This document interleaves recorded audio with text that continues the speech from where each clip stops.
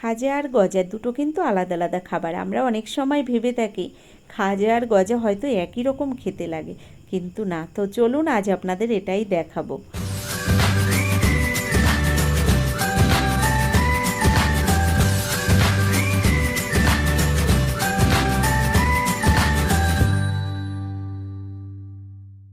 আজ যে খাজাটা আমি তৈরি করছি, এই খাজাগুলো কিন্তু বাজারের কেনা খাজার থেকে একটু আলাদা ডিজাইন, তবে খেতে হয় অপূর্ব টেস্ট। দেখুন আমি কি করে তৈরি করছি। এখানে একটা কাপ মেপে 2 কাপ পরিমাণে ময়দা নিয়েছি, তার মধ্যে একটু স্বাদ মতো লবণ দিয়ে দিলাম, আর নিয়ে নিলাম 3 চামচ পরিমাণে ঘি। এখানে কিন্তু ময়ামটা ঘি দিয়েই মেখে নিতে হবে। তো ভালো করে আমি ঘি দিয়ে ময়ামটাকে মেখে নিচ্ছি।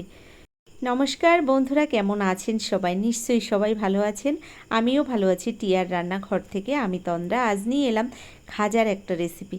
সম্পূর্ণ ভিডিওটি দেখার অনুরোধ রইল, সঙ্গে থাকুন, দেখতে থাকুন। এখানে দেখুন আমি ময়দাটা সুন্দর করে ময়াম দিয়ে নিয়েছি, আর এরকম করে মুঠো পাকালে ময়দাটা কিন্তু একদম হাতের মুঠোর মধ্যে চলে আসছে। এবার আমি অল্প অল্প জল দিয়ে ময়দাটাকে কিন্তু সুন্দর করে মেখে নিচ্ছি। তো ময়দাটা এমনভাবে মাখতে হবে যেমন ঠিক আমরা রুটি তৈরি করার সময় আটা মেখে নিই, তেমনভাবেই ময়দাটাকে মেখে আমি রেস্টে কিছুক্ষণের জন্য রেখে দিলাম। এদিকে ততক্ষণ আমি অন্য একটা কাজ করে নিচ্ছি। একটা বাটির মধ্যে 3 চামচ পরিমাণে কর্নফ্লাওয়ার দিয়ে দিলাম, তার মধ্যে আমি দিয়ে দিলাম কিছুটা সাদা তেল। এবার এটাকে একটু ভালো করে গুলে নিতে হবে। চামচ দিয়ে এভাবে আমি একটু গুলে নিচ্ছি। দেখুন ভালো করে সুন্দর একটা ঘোল বানিয়ে নিতে হবে। দেখুন দেখতে ঠিক একদম ক্রিমের মতো লাগছে। এবার এই মিশ্রণটা সাইডে রেখে আমি চিনির শিরাটা রেডি করে নিচ্ছি। কড়াইটা গ্যাসের ওপর বসিয়ে দিয়েছি। ওই কড়াইয়ের মধ্যে দিয়ে দিলাম কাপ মেপে 1 কাপ চিনি, আর ওই কাপেরই 1.5 কাপ পরিমাণে দিয়ে দিলাম জল। এবার ভালো করে একটু মিশিয়ে নিলাম। 3টে এলাচ ফাটিয়ে দিলাম এই জলের মধ্যে। হাই ফ্লেমে কিছুক্ষণ আমি এই জলটাকে ফুটিয়ে নিচ্ছি। চিনির শিরাটা কিন্তু আস্তে আস্তে দেখুন ঘন হয়ে যাচ্ছে। এবার এর মধ্যে আমি একটা পাতিলেবু থেকে অর্ধেকটা পাতিলেবুর রস দিয়েছি, তাহলে এই চিনির শিরাটা একটা চিটচিটে ব্যাপার চলে আসবে। তো এমনভাবেই শিরাটা তৈরি করতে হবে। দেখুন আপনাদের দেখাচ্ছি, হাত দিলে হাতে এভাবে একটু আঠা আঠা মতো লেগে যাবে, তবে কিন্তু তারের মতো তৈরি হবে না। অনেক সময় সুতোর মতো তারের মতো তৈরি হয়, সেটা কিন্তু হবে না। তো যাই হোক, আমি চিনির শিরাটা রেডি করে এদিকে চলে এলাম যে ময়দাটা মেখে রেখেছিলাম। ময়দাটাকে আর একবার আমি হাত দিয়ে একটু মেখে নিয়েছি। তারপর এখান থেকে আমি লেচি কেটে নিচ্ছি। ঠিক আমরা যেমন পরোটা বা রুটি বানানোর সময় লেচি কেটে নিই, তেমন সাইজেরই কিন্তু আমি লেচিগুলো এখানে তৈরি করে নিয়েছি। এবার একটা বেলন চাকির ওপরে রেখে আমি রুটির মতো বানিয়ে নিচ্ছি। একটু ময়দা নিয়েছি বেলার জন্য। তো এভাবে আমি রুটিটাকে তৈরি করে নিচ্ছি। রুটির সাইজটা একটু ছোট হচ্ছে, মানে লুচির থেকে একটু বড় সাইজে আমি এখানে বানিয়ে নিয়েছি। তো দেখুন বাকি রুটিগুলো ঠিক একইভাবে আমি বানিয়ে নিচ্ছি। আপনাদের আরও একটা আমি দেখিয়ে দিচ্ছি। এটা তো আপনারা সবাই পারেন, তাও আর একবার আপনাদের দেখিয়ে দিলাম। তো বন্ধুরা, আমার এই ভিডিও দেখতে দেখতে যদি এই ভিডিওর কোনো অংশ আপনাদের ভালো লেগে থাকে, অবশ্যই একটা লাইক দিয়ে, যারা এখনও আমার চ্যানেলটিকে সাবস্ক্রাইব করেননি, অনুরোধ করব আমার চ্যানেলটিকে সাবস্ক্রাইব করে আমার পাশে থেকে যাবেন। এদিকে দেখুন রুটিগুলো সব বেলে নেওয়ার পরে আমি একটা রুটি নিয়েছি, আর কর্নফ্লাওয়ার আর তেলের যে মিশ্রণটা আমি বানিয়েছিলাম রুটির উপরে এভাবে একটু লাগিয়ে দিচ্ছি। এটা ঠিক আপনারা দেখলে বাড়িতে বানাতে পারবেন। আর একটা রুটি এর ওপর চাপা দিয়ে দিলাম, আবারও একটু এই কর্নফ্লাওয়ার আর তেলের মিশ্রণটা দিয়ে দিলাম। এভাবে প্রত্যেকটা রুটি আমি সাজিয়ে নেব। পরপর লেয়ারগুলো এভাবে আমি তৈরি করে নিচ্ছি।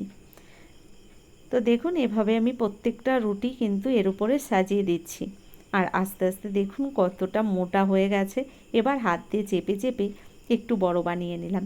ওপর দিয়ে একটু ময়দা মাখিয়ে এই রুটিটাকে এবার বড় করে তৈরি করে নিচ্ছি। তবে আমার এখানে বেলন চাকিটা যদি আরও বড় হতো, এই রুটিটা কিন্তু আরও বড় করে তৈরি করা যেত। আমি এখানে যতটা বড় বানিয়েছি এর থেকেও কিন্তু বড় বানানো যায়।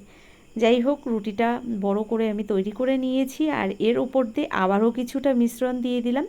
এবার দেখুন রোল করে নিচ্ছি। এভাবে রোল পাকিয়ে এই সাইডটা একটু জল দিয়ে আমি আটকে দিচ্ছি।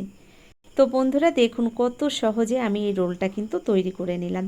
আর এভাবে কিন্তু হাত দিয়ে একটু আস্তে আস্তে চাপ দিলে এই রোলটা কিন্তু আরও অনেক বড় হয়ে যাচ্ছে। ওই বললাম আগেই যে আমার বেলুন চাকিটা যদি একটু বড় হতো রোলটাও কিন্তু আরও অনেকটা বড় তৈরি করে নেওয়া যেত। এবার একটা ছুরি দিয়ে আমি দু সাইড কেটে বাদ দিয়ে দিলাম। এবার দেখুন সুন্দর একই শেপে আমি এভাবে পিস পিস করে কেটে নিচ্ছি। তো বন্ধুরা এর আগে আপনারা তো বহুবার খাজা বা গজা বাড়িতে বানিয়েছেন, একবার অনুরোধ করব এভাবে খাজা বাড়িতে বানিয়ে দেখবেন। দারুণ হয় দেখতে আর খেতেও হয় অপূর্ব টেস্ট। দেখুন আমি এখানে লেচিগুলো সব কেটে নিয়েছি। এবার আপনাদের তৈরি করাটা দেখব। সাধারণত যেভাবে খাজাটা তৈরি করে আমি কিন্তু তার উল্টোভাবেই এখানে তৈরি করব। দেখুন আমি কিভাবে এখান থেকে বেলে নিচ্ছি।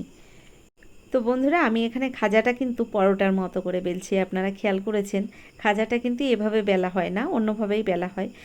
আমি আপনাদের একটু অন্যরকমভাবেই খাজাটাও তৈরি করে দেখাচ্ছি, আর ওই বেলাটা কিন্তু একটু আলাদা রয়েছে। সাধারণত খাজাটা যেভাবে বেলা হয় তার উল্টোভাবেই আমি বেলছি। আপনারা নিশ্চয়ই বুঝে গেছেন আমি কি বলতে চাইছি।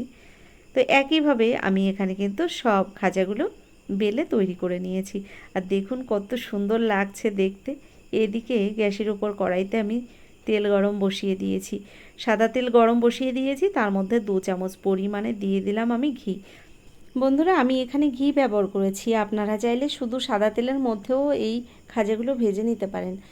আর আমি এখানে কোনো রকম খাজার মধ্যে বেকিং পাউডার বা বেকিং সোডা কিছুই ব্যবহার করিনি। তো খাজাগুলো কিন্তু এত সুন্দর হয়েছিল, একটু কম ফুলেছিল কিন্তু লেয়ারগুলো এত সুন্দর বোঝা যাচ্ছিল, দেখতে কিন্তু অপূর্ব সুন্দর হয়েছিল। প্রথম হাই ফ্লেমে আমি তেলটাকে গরম করে নিয়েছি, তারপর গ্যাসের ফ্লেমটাকে লো ফ্লেমে রেখে তেলটাকে একটু ঠান্ডা করে তারপর আমি এই খাজাগুলো তেলের মধ্যে দিয়েছি। আর লো ফ্লেমেই খাজাগুলো ভেজে নিতে হবে, কারণ হাই ফ্লেমে ভাজলে কিন্তু ওপরটা পুড়ে যাবে আর ভেতরটা কিন্তু নরম থেকে যাবে। এটা মাথায় রাখতে হবে, একদম লো ফ্লেমে খাজাগুলোকে ভেজে নিতে হবে। তো এভাবে কিছুক্ষণ টাইম ধরে যদি খাজাগুলো ভেজে নেওয়া হয় তাহলে কিন্তু দারুণ তৈরি হয়ে যাবে। কত সুন্দর লেয়ারগুলো দেখুন বোঝা যাচ্ছে। আর কথা বলতে বলতে আমার এখানে কিন্তু খাজাগুলো তৈরি হয়ে গেছে। এগুলো নামিয়ে নেব, বাকি খাজাগুলো আমি ওই তেলের মধ্যে এক এক করে ভেজে নেব। খুব সহজ একটা রেসিপি, যে কেউ একবার দেখলেই কিন্তু বাড়িতে তৈরি করতে পারবে। আপনারা নিশ্চয়ই দেখে বুঝতে পারছেন কতটা সুন্দর দেখতে হয়েছে। দেখুন প্রত্যেকটা লেয়ার এত সুন্দর ফুলে উঠেছে। তো এভাবে আমি বাকি খাজাগুলো ওই তেলের মধ্যে দেখুন ভেজে নিচ্ছি। একইভাবে বাকি খাজাগুলোও আমি সব ভেজে নিচ্ছি। আর এরপরে আপনারা তো জানেন চিনির শিরাটা আমি আগেই রেডি করে নিয়েছি, আপনাদের সেটাও দেখাবো কি করে আমি বাকি খাজাগুলো তৈরি করে নিই।